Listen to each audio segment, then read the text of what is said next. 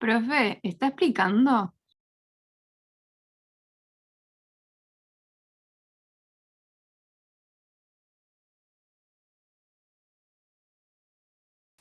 Profesor. Parece que se le está conectando el audio.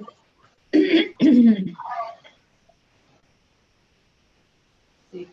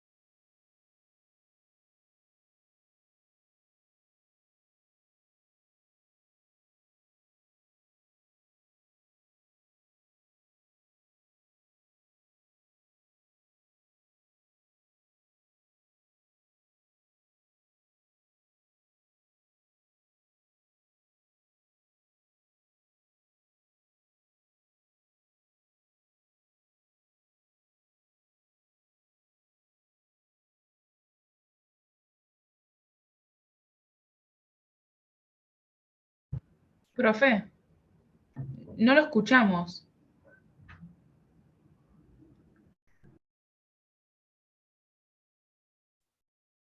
Por ahí él tampoco nos escucha a Pero él no nosotros. nos escucha. No nos A escucha ver él. si le hacemos señas. O vámonos todos juntos, a ver. O vámonos todos juntos. No se escucha. Ya escucho.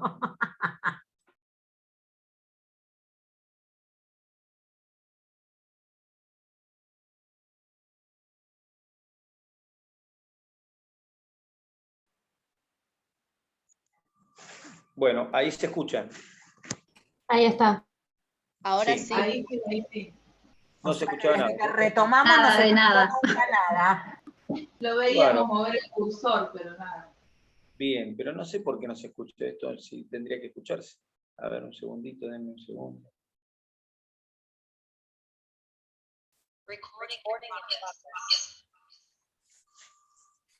¿Y ahora? ¿Se sigue escuchando? Sí, con eco, pero de alguno de los dos lugares hay que bajar el volumen. Sí, O del teléfono o de la compu. Lo sé. No sé desesperar. Ahí está. No, ahí no está. Bien.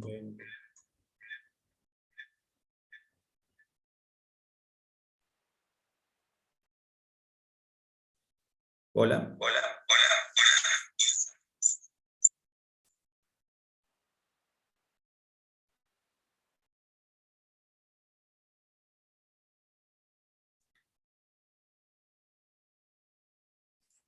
Bueno.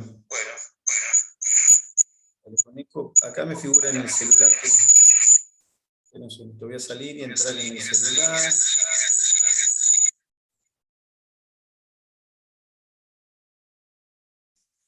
Bueno, ahí no.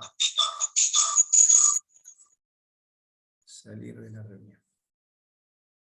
Bueno, mientras entro de vuelta a la reunión por ahí, ustedes me están escuchando perfecto y ven al logocito, lo ven perfecto. Sí, Ahora se escucha bien. se escucha bárbaro ahora. No me ven, Ahora sí. pero está bien. Total, no se pierden nada. Bueno, entonces decía ahí decía el folículo primario. No, lo que decía era que nada, quien fabrica las hormonas entonces en el ovario femenino, quien fabrica las hormonas es el folículo. El folículo es el encargado de fabricar las hormonas femeninas, y como los folículos envuelven a los ovocitos y se desarrollan con ellos, y como los ovocitos son limitados, en la mujer son limitados, es decir, que hay ovocitos hasta un tiempo determinado, eso quiere decir que cuando llegue un momento que se acaben los ovocitos, no va a haber folículos, y como no va a haber folículos, entonces no va a haber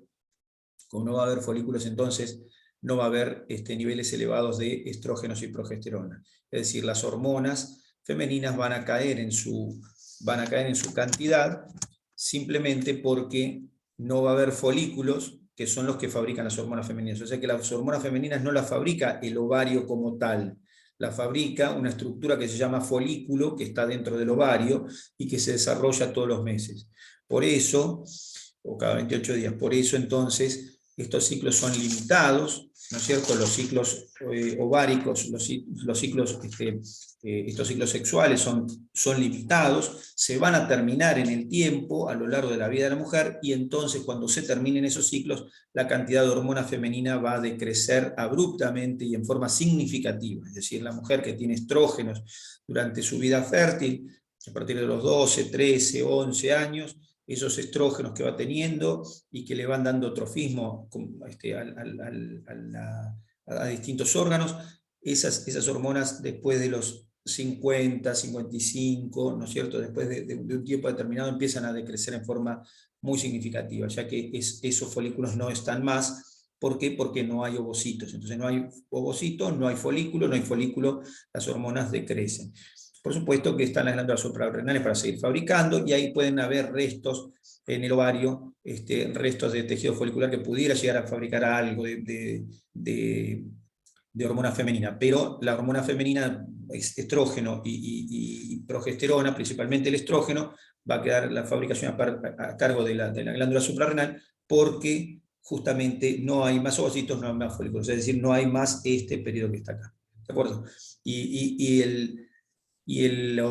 La progesterona y los estrógenos que se fabrican principalmente en la primera parte del ciclo, aunque la segunda también hay un pequeño pico, los estrógenos y la progesterona, que sí es la hormona de la segunda parte del ciclo, no se fabrican más después de la menopausia, porque no hay quien lo fabrique, porque digamos quienes fabricaban esas cantidades. Entonces el ovario en sí, cuando uno dice el ovario fabrica las hormonas femeninas, sí, bueno, ¿qué parte del ovario? El folículo, ¿está bien? No es cualquier parte del ovario. Y lo que decía, bueno, entonces el folículo va madurando, libera los ovocitos, se transforma en cuerpo lúteo, el cuerpo lúteo madura, y si no tiene estímulo adecuado, el cuerpo lúteo involuciona a una estructura que se llama cuerpo albicans o cuerpo blanco, y ese cuerpo albicans queda como si fuera una especie de pequeña cicatriz dentro del ovario.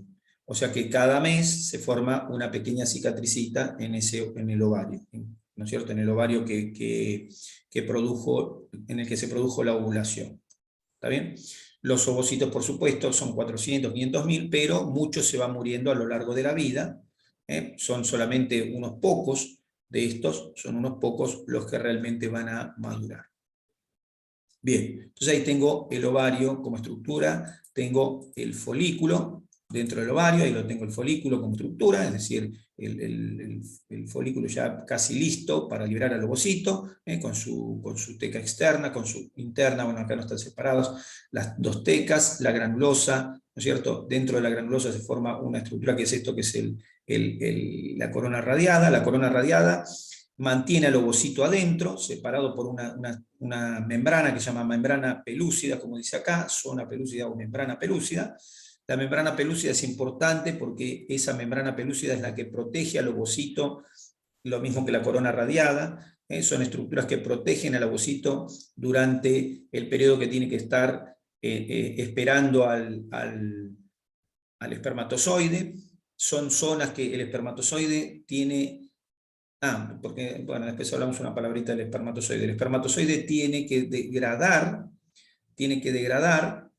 esta corona radiada y membrana pelúcida para poder entrar, ¿no es cierto? Es decir, que el espermatozoide tiene que estar apto para poder fecundar al ovocito. ¿Por qué? Porque el ovocito tiene estas dos estructuras, corona radiada y membrana pelúcida, que lo cubren para protegerlo. Entonces, como tiene una protección, el espermatozoide tiene que estar preparado para poder penetrar estas capas protectoras que tiene el ovocito. ¿Está bien?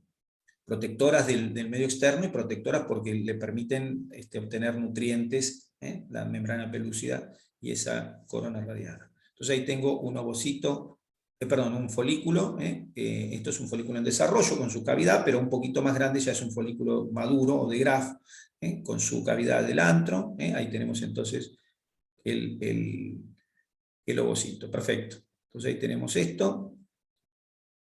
Y una vez que hemos visto la histología, nos vamos de vuelta a la anatomía. Será el ovario. El útero, voy a buscar acá, a ver si tengo acá a mano. Sí.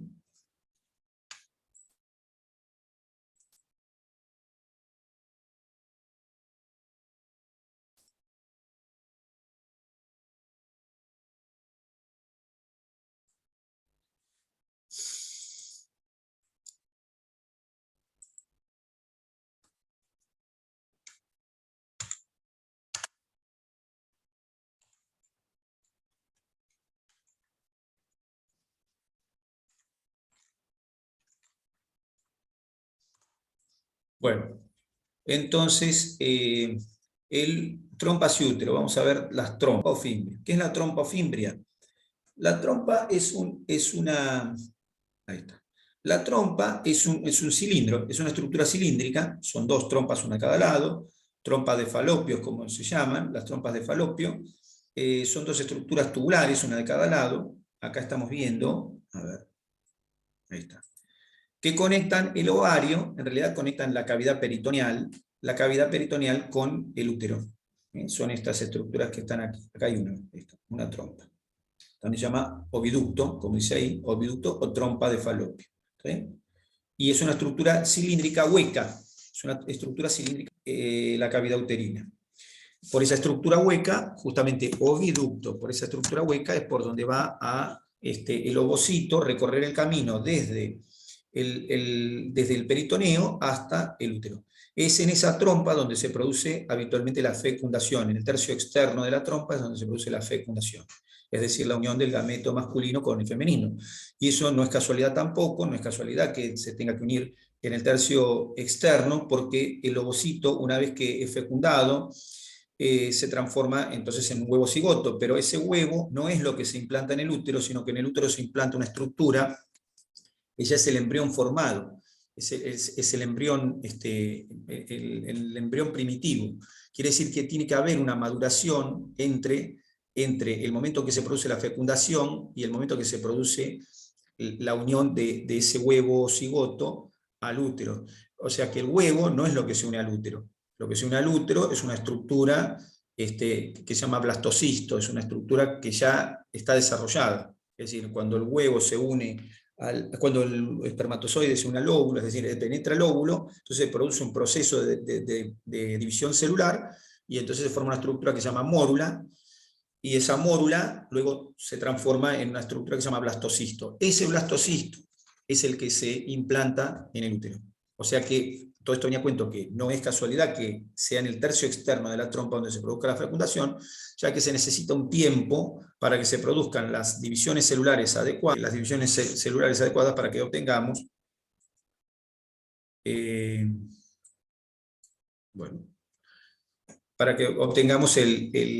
la estructura, que es el blastocisto, adecuada para que se produzca la implantación en el útero. O sea que no se implanta en el útero ni el huevo, ni el ovocito, nada, se implanta una estructura ya armada y se necesita un tiempo.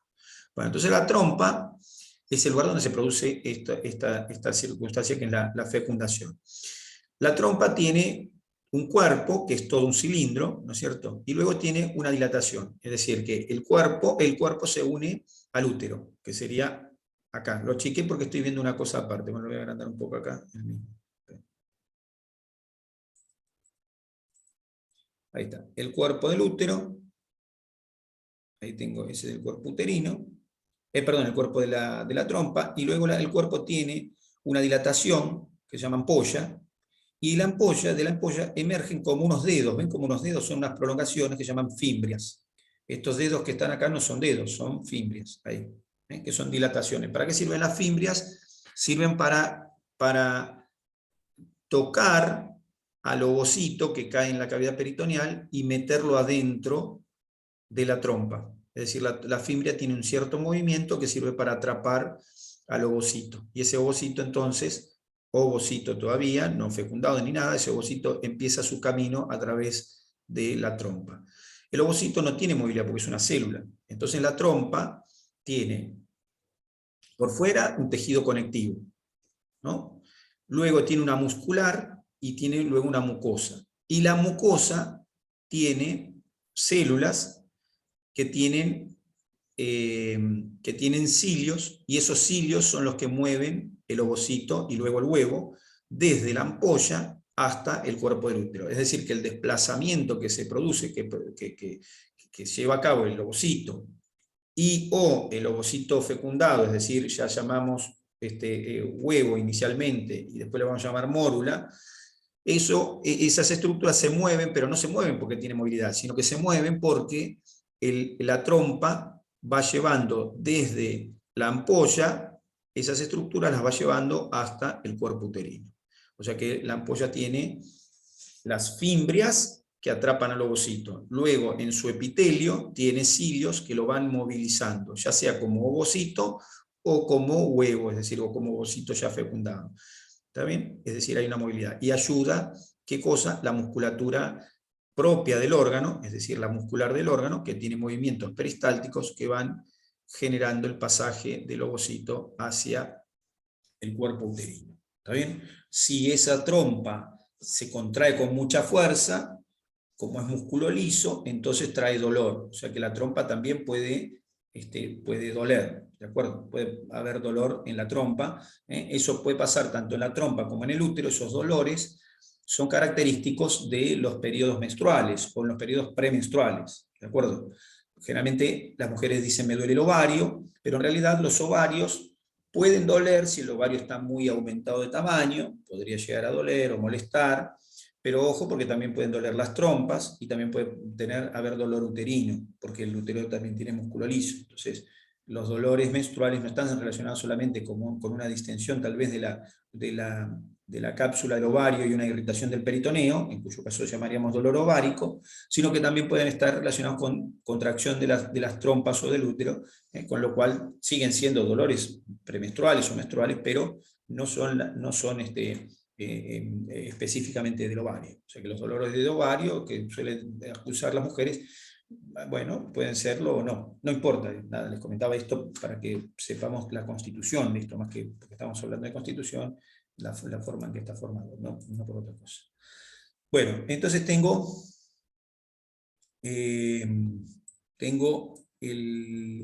la trompa, ¿está bien? Bien, y luego tengo el útero. La trompa está cubierta por peritoneo, la trompa está cubierta por el peritoneo que la envuelve prácticamente completa. Y luego tenemos el útero, que está aquí, ahí está. El útero, el útero es como un saco, el útero es como una bolsa, pero de paredes musculares un poco más gruesas que una bolsa, ¿no es cierto? De paredes musculares gruesas. El útero es el lugar donde se va a producir, por supuesto, el desarrollo, la gestación, ¿no es cierto? El desarrollo de un embrión, pasando por feto y pasando por un niño, ¿no? Pasando en realidad por feto, embrión, feto, y luego saldrá y se transformará en un niño. Entonces, ese útero es una bolsa que tiene forma de pirámide. Uno dice forma de pirámide. En realidad una pirámide más o menos. Estoy esperando que se me abra el útero acá, pero no lo puedo lograr abrir. Espera un poquitito. Porque estoy abriendo a la par un... No puedo abrir. Un segundo y ya estamos.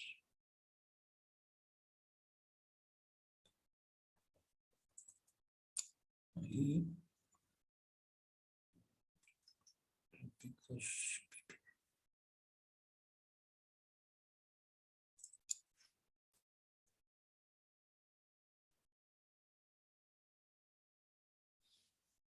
Bueno, siempre que uno busca algo, ese algo no está.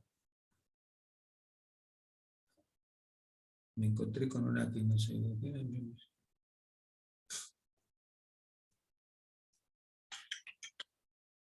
Ya estoy. Bueno, decía que...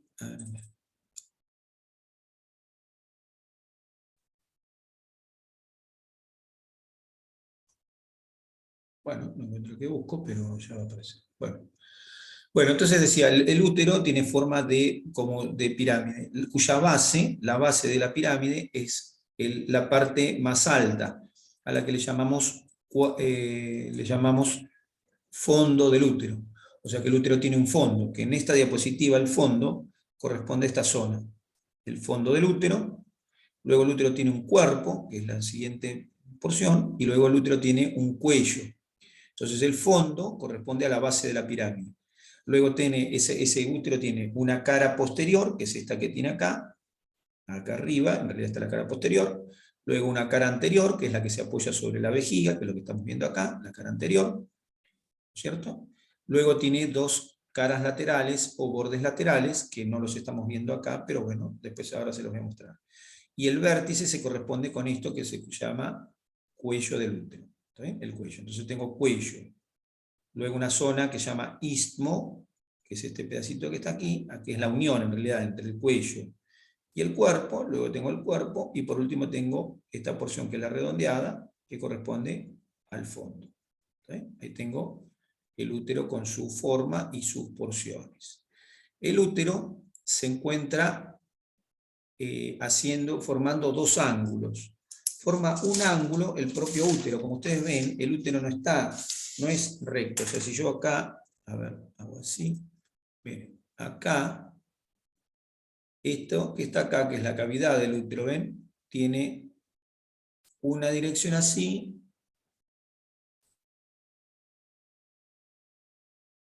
bueno, y otra así. ¿Ven que forma un ángulo?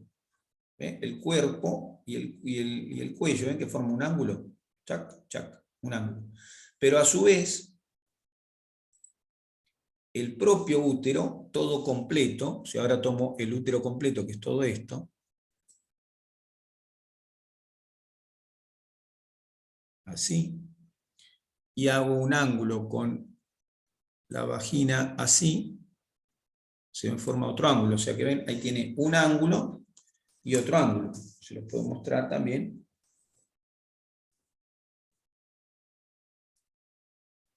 Así.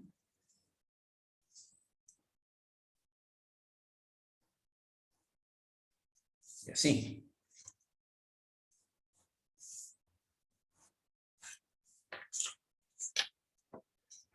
A ver si me veo. A ver, estoy. ¿No estoy? No estoy. Estaba hablando sin verme, miren qué tal, ¿eh?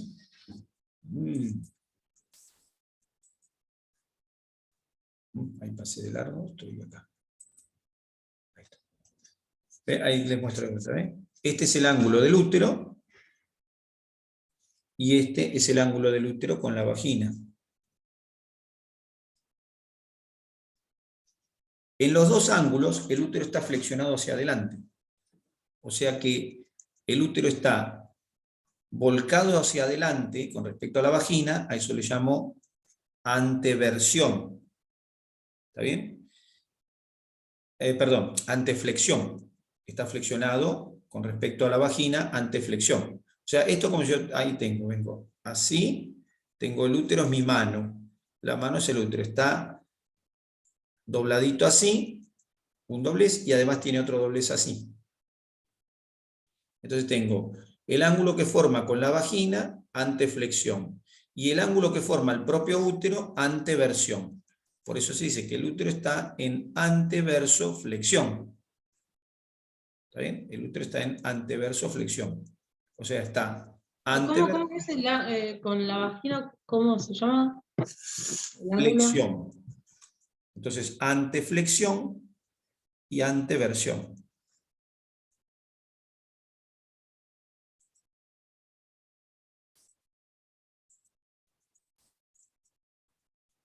¿Está bien? Está antevertido y anteflexionado.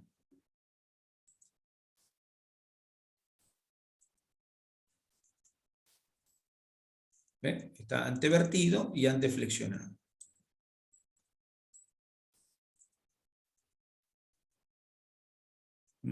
Útero. ¿Ve? Ahí está, en anteverso flexión, ahí lo tienen. ¿Ve?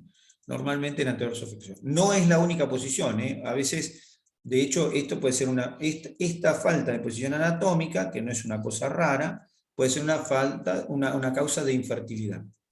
El no tener esta posición puede ser causa de infertilidad. Es decir, el útero puede estar, en vez de anteflexionado, puede estar retroflexionado. O en vez de antevertido, puede estar retrovertido. Es decir, en vez de tener este ángulo así, lo tiene al revés el ángulo. Y entonces esas cosas pueden dificultar el pasaje del espermatozoide y por ende la llegada del espermatozoide a la trompa y por ende la fecundación. O sea que puede ser causa de infertilidad la falta de posición del útero. Entonces el útero está en anteversoflexión, tiene un cuello, un istmo, un cuerpo, un fondo. ¿Está bien? Una cara posterior, una cara anterior, dos caras laterales o bordes laterales. ¿Está bien? Ahí tenemos entonces el útero. Cuando analizamos el útero histológicamente, tiene tres capas. Una capa externa que llamamos el perimetrio, que es la estructura que cubre de tejido conectivo, de tejido conectivo y peritoneo, que cubren entonces al útero, eso le llamo perimetrio. Luego tengo el miometrio. El miometrio es toda esta musculatura que está acá. El músculo del útero se llama miometrio. ¿Está bien? Tiene una característica ese músculo, y es que, bueno, tiene dos características. La primera característica es un músculo que se puede distender mucho. Se puede distender mucho. Ustedes calculen que un útero que mide unos 15 centímetros, más o menos, o menos todavía, perdón, unos 12 centímetros, 9, 12 centímetros, ese útero puede medir tranquilamente 4 o 5 veces más cuando se produce el embarazo. O sea que ese útero que es bien chiquitito se transforma en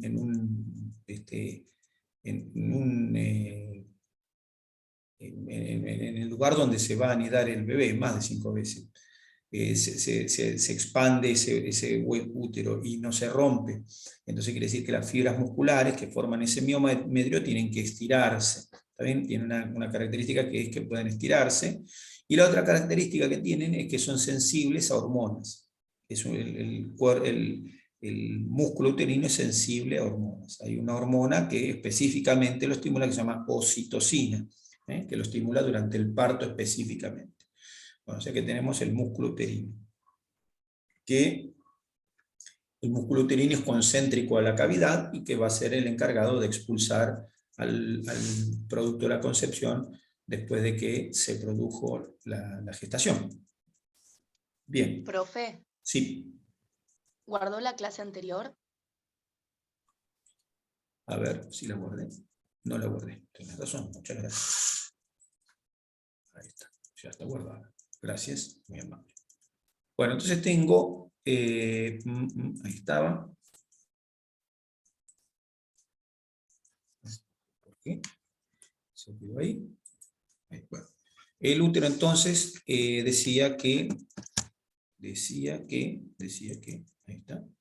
Ahora después le voy a mostrar otra. Ahora después cuando viene, voy a buscar mientras pasa el intervalo, voy a buscar unas diapositivas donde se ve mejor todavía el útero, así lo vemos. Pero ahí lo vamos describiendo igual. Decía, el músculo es concéntrico y ¿Y qué relaciones tiene? Bueno, tiene como relación, hacia arriba el útero queda cubierto por las vísceras del abdomen, hacia arriba y atrás, porque la cara posterior queda cubierta por la víscera abdominal. De hecho, la víscera abdominal lo aprieta, lo comprime al útero, y de hecho durante el embarazo eso se nota, ¿cierto? La compresión de la víscera sobre el útero. Luego, hacia atrás el útero tiene al recto, que es esto que está acá. Esta relación, acá recto, útero. Hacia atrás. Hacia adelante y abajo el útero se apoya sobre la vejiga, y la vejiga cuando se llena lo empuja hacia atrás al útero, hacia atrás y arriba.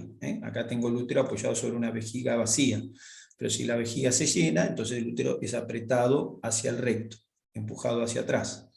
¿Está bien? Hacia los lados el útero tiene una zona que se llama parametrio, que es la zona donde están los ovarios y las trompas, los parametrios, las regiones donde están las trompas y los ovarios, el parametrio. Entonces, parametrio a los costados, por detrás el recto, por delante la vejiga, por encima la víscera abdominal, y hacia abajo tiene, por supuesto, la cavidad vaginal. El útero se mete dentro de la cavidad vaginal, como se ve acá. De hecho, el cuello queda metido dentro de la cavidad vaginal. El cuello metido dentro de la cavidad vaginal, cuando se lo mira desde la cavidad vaginal, por ejemplo, cuando se hace una colposcopía, cuando hacen una colposcopía de rutina o por lo que fuera, se hace una colposcopía que consiste en expandir la cavidad vaginal y observar dentro de ella, ¿está bien? Con un colposcopio, se ve perfectamente, al hacer esa expansión, se ve perfectamente como una saliencia que tiene forma de hocico, y por eso se llama hocico de Tenca. Entonces el que corresponde al cuello del útero. O sea que el cuello del útero se le llama también hocico de Tenca cuando se lo mira desde la cavidad vaginal. ¿Está bien? Entonces, cuando se hace la colposcopía se ve perfecto el hocico de Tenca. Ese cuello uterino es muy sensible a hormonas que se producen, como la oxitocina, que se producen durante el parto en gran cantidad, y ese cuello puede desaparecer por completo. Se puede estirar tanto que desaparece. Se llama cuello borrado, que eso se produce justamente en el momento del parto. Y uno toca el cuello, cuando se toca el cuello, queda como si fuera una telita, es como una tela. El borde del cuello, que era una cosa gordita, que uno lo tocaba como si fuera una punta de nariz, porque se lo compara con la consistencia de la punta de la nariz, cuando lo toca uno tiene punta de nariz, pero cuando está antes del parto, el cuello se queda como una tela finita y se abre y se empieza se llama dilatación. Eso que se llama dilatación uterina es la dilatación del cuello. Ese cuello se dilata tanto que puede pasar un bebé completo. Así que viene la dilatación que puede tener ese cuello. O sea que ese cuello que tiene un orificio que normalmente es como un punto, el tamaño de un puntito, nada, ese puntito puede dilatarse tanto que puede pasar perfectamente una criatura por allí. Bueno, entonces el hocico de Tenca, el cuello uterino en la cavidad vaginal. Entonces ahí tenemos el útero, más o menos en unas palabras del útero, como para tener noción de lo que era el útero. Y después tenemos ahí sí la cavidad vaginal. La cavidad vaginal o vagina, la vagina también es una estructura cilíndrica aplanada.